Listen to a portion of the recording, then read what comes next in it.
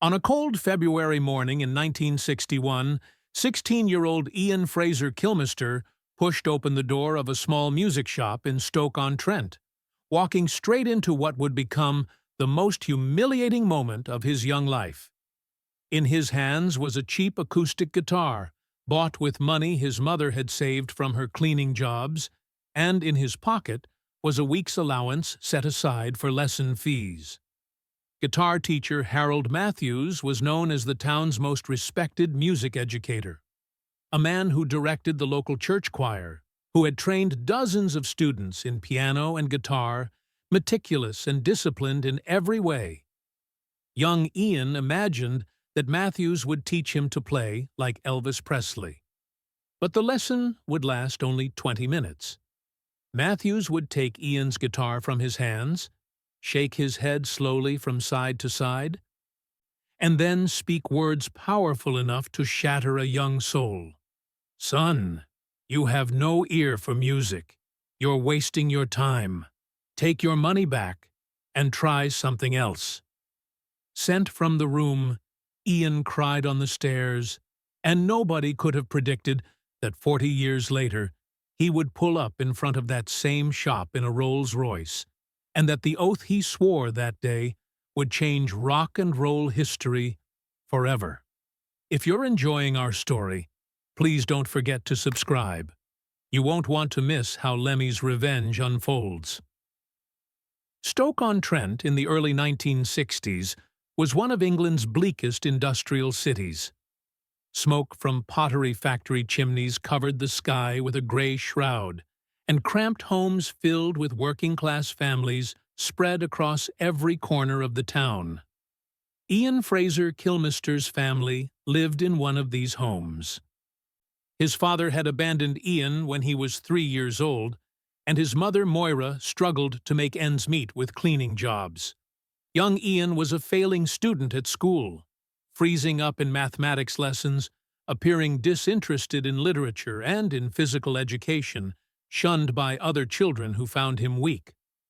But there was one thing that burned with passion inside Ian: music. The day he first heard Elvis Presley's Heartbreak Hotel, he had frozen by the radio, feeling that electric guitar sound penetrate his very soul. That day he made a decision. He would learn to play guitar, become like Elvis, escape this gray city. The guitar he bought with his mother's saved money was a second-hand Hofner acoustic. The strings were rusted, the body cracked. But, to Ian, it was the world's most precious treasure. At night, he slept with the guitar pressed against his chest, and during the day, he struck Elvis poses in front of the small mirror in his room. But there was a problem. He didn't know how to play it. He tried to imitate songs from the radio, pressing the strings randomly, but the sounds that came out were terrible. He had begged his mother, told her he needed lessons from a teacher. Moira, seeing the determination in her son's eyes, couldn't resist, cutting from her own spending money to pay for registration with Harold Mathews, saying, "Give it a try, son. Maybe you'll become a musician." Ian, walking through that shop door that day, was dreaming of conquering the world. But the expression on Mathews's face was discouraging from the very first second. When Mathews took Ian's guitar into his hands, what he saw wasn't just a poor instrument. The young boy's finger positioning, his posture, even the way he looked at the guitar all sent Mathews the message, "This child will never learn." But there was something Mathews didn't know. Ian already had a plan in his head, and this rejection was only going to make him stronger. Harold Mathews's music studio was a small but orderly place. On the walls hung sheet music, classical guitar methods, a few pictures, masters of the guitar like Segovia and Django Reinhardt. Mathews was 56 years old, gray-haired, bespectacled, a serious man. To him, music was a sacred art, and he didn't want to waste time on students without talent. When he sat Ian down, he noticed the boy trembling with excitement and fear. He conducted the first test. Play something. Show me what you know. Ian, his hands sweating, took the guitar onto his lap. He tried to play Elvis's "That's All Right, Mama." Or rather, he just struck the strings randomly, without rhythm, without knowing any notes. The sound that emerged was like a cat being scratched. Mathews grimaced. "Stop, stop," he said. "Have you ever read music?" Ian shook his head. "No." "Well, can you count rhythm? 1, 2, 3, 4? Ian shook his head again. "No." Mathews sighed. "Now, listen to me. Put your fingers like this." Ian tried to place his fingers in the demonstrated position but failed. Mathews made him try 3 more times. Each time Ian flailed clumsily, unable to press the strings in the correct position. After 15 minutes, Mathews could take no more. He took the guitar from Ian's hands and set it on the desk. "Son," he said, his voice tired but firm, "I'm going to tell you the truth because I don't want to waste your family's money. You have no musical talent. Your ear can't hold rhythm. Your fingers lack coordination. And worse, you don't even seem to have musical memory. Some people are born musicians, some never can be. You're a member of the second group." Ian's face had turned bright red. Tears were beginning to well in his eyes, but he didn't want to cry, didn't want to appear weak in front of this old man. Mathews stood up, pulled Ian's lesson fee from his pocket, and placed it on the desk. "Take your money. Go home. Maybe you'll play football. Maybe you'll become a mechanic. But music isn't for you. It's better that you learn this early." Ian took the money, grabbed his guitar, and without saying a word, walked out. The cold street outside the shop was like reality slapping Ian in the face. For a few minutes, he just stood on the sidewalk, his hands trembling. Then he turned the corner, entered a narrow alley where no one could see, and there, behind trash cans, one of the poorest children in an industrial city, a rejected dreamer, cried quietly. He set his guitar on the ground, looking at its broken body with rage.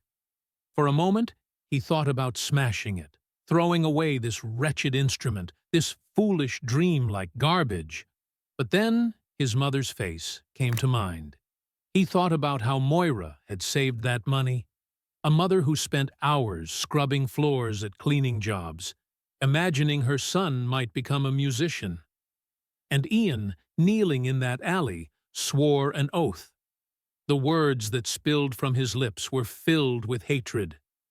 "One day, that old man will realize he was wrong.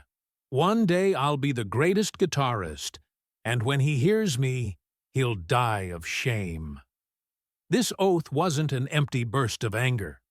It was a determination that would shape the rest of Ian Fraser Kilmister's life.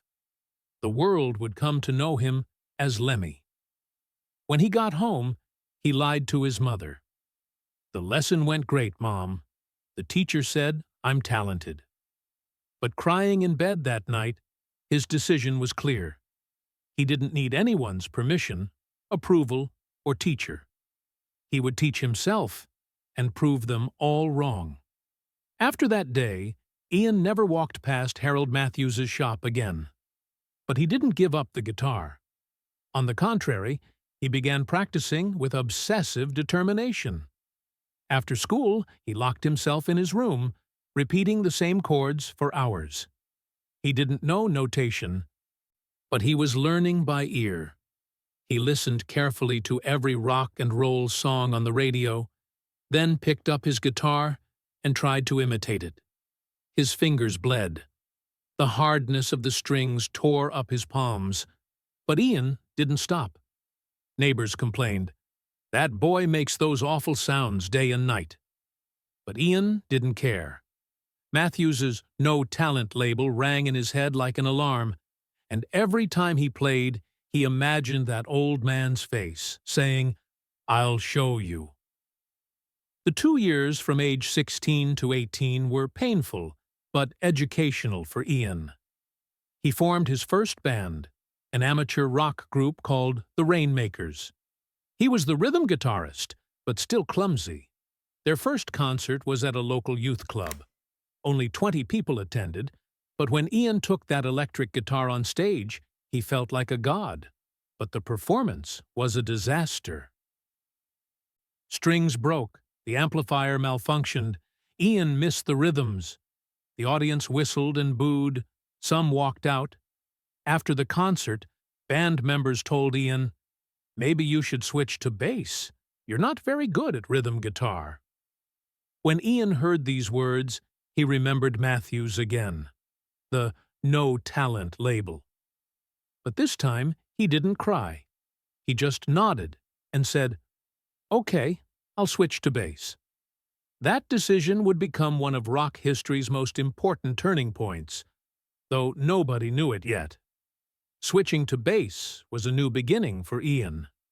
Bass seemed simpler than rhythm guitar.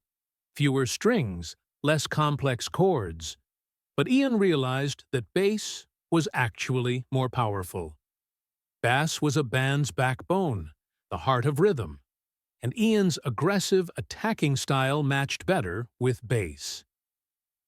He saved money for months to buy a Rickenbacker bass, again with his mother's help. The Rickenbacker was one of the era's most iconic bass guitars, used by Paul McCartney. When Ian bought this bass, he felt for the first time that he truly owned something. And with this bass, he began building a new identity. He was no longer Ian. His friends had started calling him Lemmy because he constantly said, "Lemmy a fiver. Lend me £5." Lemmy was more confident than shy Ian. Lemmy got on stage and wasn't afraid of making mistakes. Lemmy ignored Mathews' no talent label. But the real test came earlier. In 1965, Lemmy moved to London. The music scene there was about to explode. The Beatles, the Rolling Stones, the Who, all emerging from London. Lemmy went to auditions for several bands. And every time he got the same response. "You lack technique, your style is amateur, maybe you should practice more." Rejection again, disappointment again. But this time, Lemmy did something different. Surviving on London streets was much harder than in Stoke-on-Trent. Lemmy shared a small apartment with 5 people, worked nights at a sandwich stand, and during the day ran from audition to audition. He had no money, but he had his guitar. And he had something else: determination. In 1967, when Jimi Hendrix came to London, Lemmy managed to become his roadie. This wasn't just carrying stage equipment, it was entering Hendrix's backstage world. Lemmy got the chance to closely observe the world's greatest guitarist. He watched Hendrix's fingers, his style, that divine energy on stage. And one night, Hendrix turned to Lemmy and asked, "Do you play too?" Lemmy was embarrassed. "I play bass, but I'm not very good," he said. Hendrix laughed. "Being good doesn't matter, man. Being yourself matters. Look at me. My technique is terrible, but I have my sound." Those words lit a light in Lemmy's head. Mathews had called him talentless because he didn't follow classical rules. But rock and roll didn't follow classical rules. Rock and roll was rage, energy, raw power. And Lemmy's style was exactly that. When he got on stage, there was no grace, no perfect technique, but there was raw aggression, turning his Rickenbacker bass up to microphone level and playing with distortion, breaking rhythms fast like a guitarist, using that hoarse, harsh voice as vocals. After Hendrix's words, Lemmy stopped trying to be a good bass player. He started being a Lemmy-style bass player. In the 1970s, he joined a space rock band called Hawkwind. Hawkwind was psychedelic, experimental, underground. Lemmy's harsh, punk style actually didn't match the group's progressive aesthetic, but it worked. Hawkwind accepted Lemmy because they needed his energy. And for the first time, Lemmy felt valued within a band. But the Hawkwind years were a period of not just musical, but personal struggle for Lemmy. Drugs, alcohol, late payments, conflicts within the band. When he was caught with amphetamines at the Canadian border in 1975, the band fired him. Rejected again, excluded again. But this time, Lemmy didn't cry. Because he had a new plan in his head. The first night after being fired from Hawkwind, he spent at a London pub, drinking Jack Daniels. And that night, he wrote a list on a napkin. The loudest band in the world. The fastest band in the world. A band that will never apologize. This list was Motorhead's manifesto.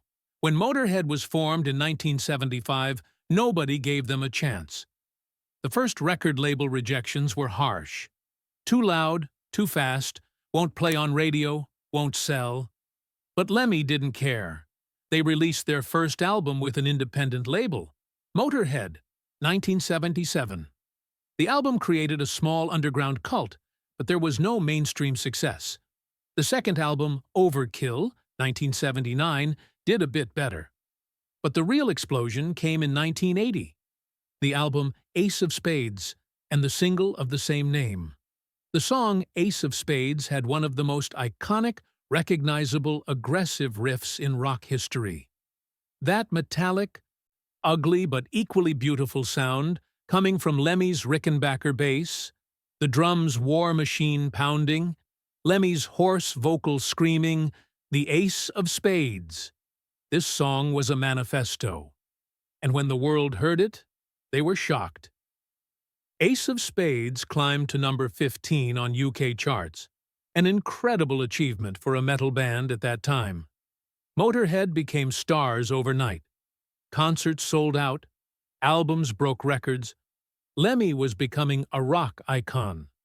But in Lemmy's head, there was still that 16-year-old boy, the child rejected as talentless in Harold Mathews' room. Lemmy told this story in interviews. A teacher told me I had no talent, but he didn't understand. Rock and roll isn't about talent, it's about passion. I learned to play without a teacher, because it was burning inside me. This story captured fans' interest. Lemmy built the blue-collar rock star image, a man not born talented but who reached the top through determination. Thousands of young musicians, hearing Lemmy, thought, I can do it too. By 1981, Motorhead was at its peak. World tours, gold records, legendary concerts. And one day, Lemmy returned to Stoke-on-Trent. His mother was ill, and he wanted to visit her. The town was still the same, gray, industrial, bleak. But Lemmy wasn't the same anymore. He had rented a Rolls-Royce, not for show, but for a symbolic gesture. He parked the car in front of Harold Mathews' music shop. The shop was still open. Mathews was still there, now 76 years old, but still teaching lessons. Lemmy got out of the car, leather jacket, studded bracelets, long hair, holding his cigarette. He looked through the shop window. Mathews was writing something at the register. Lemmy didn't open the door. He just stood there, turned the car key, started the Rolls-Royce engine, then shut it off. The sound was loud enough for Mathews to look up. And he did. Mathews didn't recognize the man standing at the window, but Lemmy recognized him.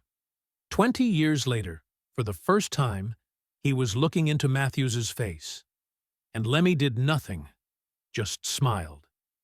Then he got in the car and drove away. Mathews would never know that the man outside was the child he had called talentless years ago. After that visit, Lemmy was asked in an interview, "Why didn't you tell him who you were?" Lemmy answered, "Because I'd already proven it. I didn't need that man's approval. 20 years ago I needed it, but not anymore. I'm Lemmy. He's just a forgotten teacher." But the truth was, Lemmy never forgot. That rejection had shaped him. If Mathews had said, "Yes, you're talented" that day, Lemmy might have remained a traditional guitar student, following rules, trying to be good. But rejection freed Lemmy. It gave him the courage to find his own path. He wore the talentless label like armor, and gave the rest of the world the message. Not talent, determination. Years later, in the 1990s, a music magazine found Harold Mathews and investigated that old story. They told Mathews about Lemmy's story. Mathews didn't remember at first. He had taught hundreds of students over the decades. But then he remembered that February in 1961. A scrawny, clumsy kid who looked like he was about to cry. Mathews said in the interview, "If that was really Lemmy Kilmister, then I was wrong. But how could I have known back then that he would become a rock star? I was a classical music teacher. Rock and roll wasn't my world." Mathews didn't apologize, but he added something. Maybe rejection made him even stronger. Maybe I was the best teacher for him. I taught him to hate the system. When these last words reached Lemmy, he laughed. "That old man still doesn't get it," he said, "but that's okay. I won, he lost. I went down in history, he's just a forgotten name." But in Lemmy's private notebook, there was a note he had kept for years.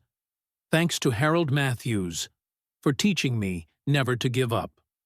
Lemmy played Ace of Spades until the end of his life. And every time he started that song, that first guitar lesson came to mind. When he walked on stage, heard thousands of fans chanting, pulled that iconic riff from his Rickenbacker bass. He remembered Harold Mathews' no talent words. And every concert relived that small revenge. On December 28, 2015, Lemmy Kilmister died of cancer at age 70. The news shocked the world. The rock and roll community mourned. From Metallica to Foo Fighters, from Slayer to Guns N' Roses, everyone paid tribute to Lemmy. But Lemmy's legacy wasn't just music. It was a philosophy. Never give up. Never apologize. Never let others define you. Harold Mathews had died years before Lemmy in 1998 at age 93. He never truly understood that the boy he rejected that day would become one of rock history's most influential figures. But perhaps Mathews's role was different, unconsciously giving Lemmy his greatest motivation. Today, when young musicians hear Lemmy's story, they're inspired. Because Lemmy wasn't naturally talented, he couldn't play perfect bass lines like Paul McCartney, wasn't a technical genius like Jaco Pastorius. But Lemmy was Lemmy, unique, inimitable, unforgettable. And that was perhaps the greatest talent, finding your own voice. Motorhead sold millions of albums, inspired countless bands, from punk to metal, grunge to stoner rock. Ace of Spades is still played worldwide, still finding new generations of fans. And every time a new fan learns Lemmy's story, they ask the same question. A teacher told him he had no talent, and he still became this great? The answer is simple. Because Lemmy used rejection not as a reason to give up, but as a weapon to fight. That old music shop in Stoke-on-Trent has now been converted into a clothing store. Harold Mathews' studio is gone. But Lemmy's legacy lives on. And one day, a young person walking past that shop, maybe feeling rejected, maybe called talentless, has Ace of Spades playing in their headphones, and every time that riff hits their ear, they remember something. It's not what others say about you, it's your own determination that defines you. Lemmy proved it. You can prove it too. Because rock and roll isn't about talent. It's about passion, determination, and never bowing down. Lemmy Kilmister was rejected at 16. He died a legend at 70. The journey in between? It was just an oath and endless determination.